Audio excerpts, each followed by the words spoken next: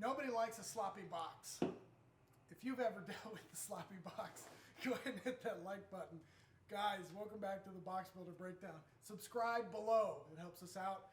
You guys know the deal. The more subscribers, the more Google points you get. I'm not sure.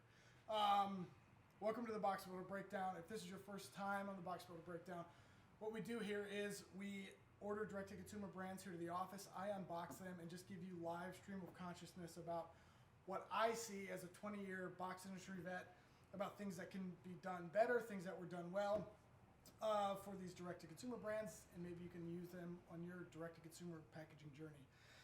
Today we have, I don't know how to say it, Cuvee Coffee. It's a direct-to-consumer coffee brand. In fact, I think they just started canning and shipping direct-to-consumer. Previously, they were doing sachets of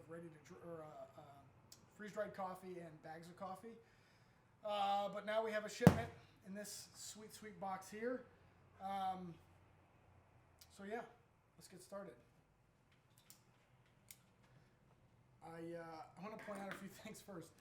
This is called elephant footing, when a box is basically softened and you get this like bulging of the sides here. Nice bulging, sloppy, sweaty box. Can they see that on there? Okay, good. Yeah, that says that something happened in this box or external to this box that made the packaging just moist. Or this is gonna be a good one. Sorry, it's probably gonna get an explicit tag. Let's open this up here.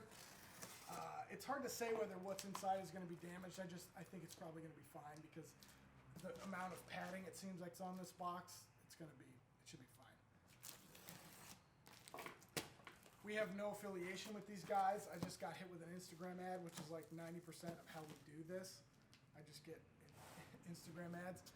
On the top, we have some collateral, moist. Condensation's rough. So how that works, guys, you probably know. You've all had like 5th grade science. Cold product put in a moist environment. The moisture on the outside of the air condenses on the can and makes water droplets, or condenses on whatever is cold. Makes water droplets. Those water droplets are absorbed by the paper packaging, and the paper packaging gets moist. All right, we've got this temper pack, which is by Climacell. These are A and B panels. Is that framed up well? Okay, good. These are A and B panels, which I'll show you what that means here in a second. We've got some what used to be dry ice, which is now not because it evaporated, or sublimated technically for my chemistry folks. We've got the obligatory McDonald's napkin in here. We've got that. I ordered 2 12-packs.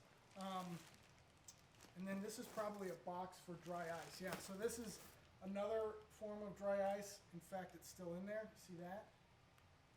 I've seen these before. I think this comes in a bag. Yeah, another bag. Dry ice. Quick tip, if you have a pool and you have kids and you throw a block of this in the pool, it's like 5 or 10 minutes of distraction for your kids. It's pretty cool. Let's see, more in here. Yeah, more in here. Cool. Lots of plastic. Part of the I don't want to say shtick, but part of the marketing positioning of these guys is that these show up ready to drink. See that all in there? It's basically, we have the A and B panel of the Climacell, and we've got these. Are these frozen? Holy crap, they are frozen. I'm surprised these didn't explode. Interesting.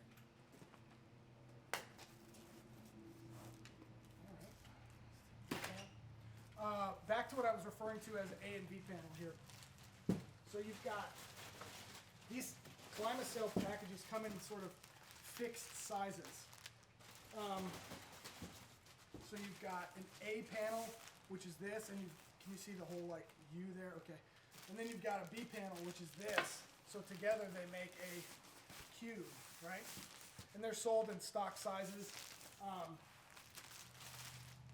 These are, it's craft paper, but on the inside I think it's carpet backing. It's like, or maybe it's, let me see. Oh no, these are the cellulose popcorn. So this is like cornstarch. Yep, cornstarch.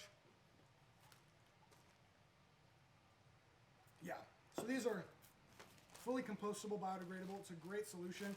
I'm not sure what the exact R value, which is the insulation value of these, compared to like EPS foam, but even if it's close, I would always recommend going with these guys. I think part of the issue with these guys is they might be kind of packed with business.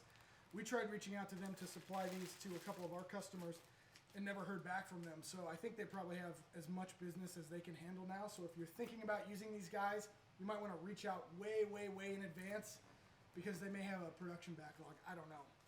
But I love this solution. It's way better than EPS foam.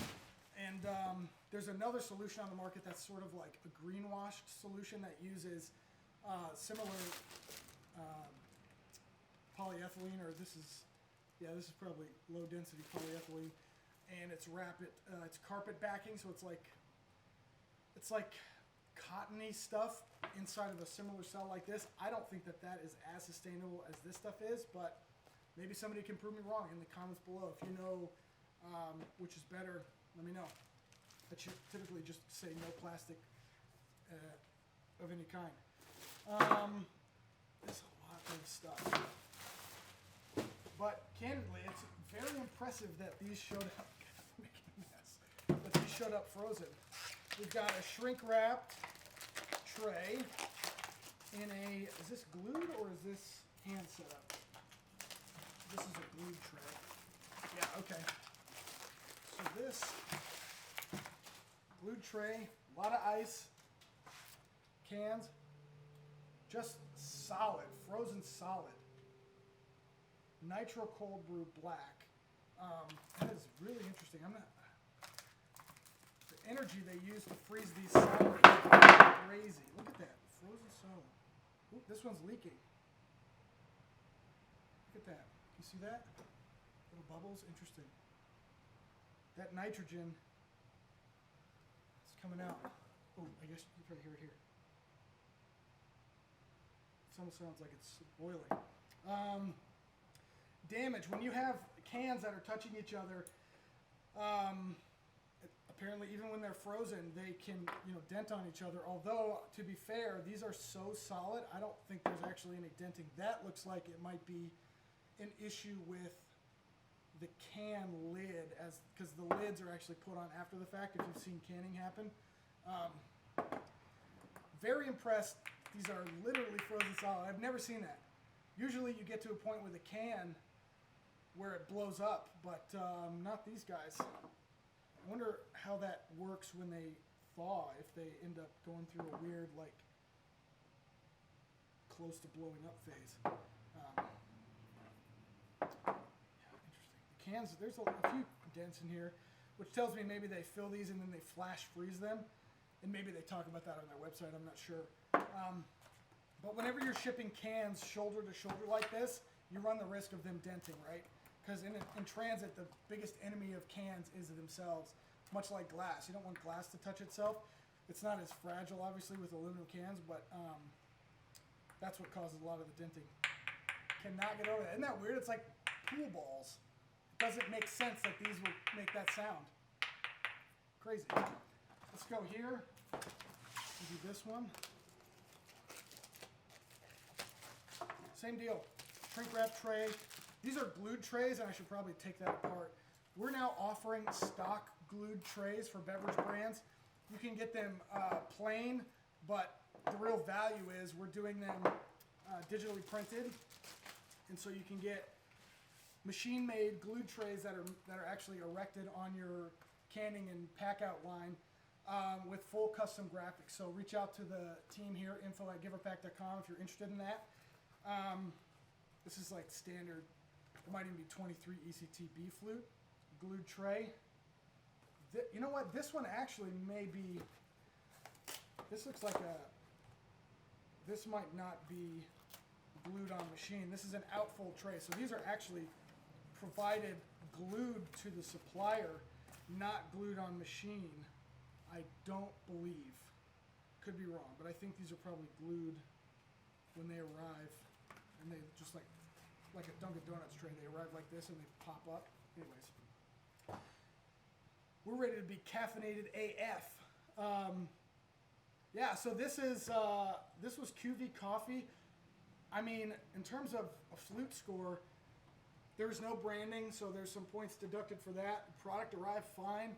The outside box had some condensation damage, but ultimately it'd be tough to damage these because, like, they're literally frozen solid. I cannot get over that. From a science and engineering perspective, I want to talk to these guys because the amount of energy it must take to cool these to this degree must be insane.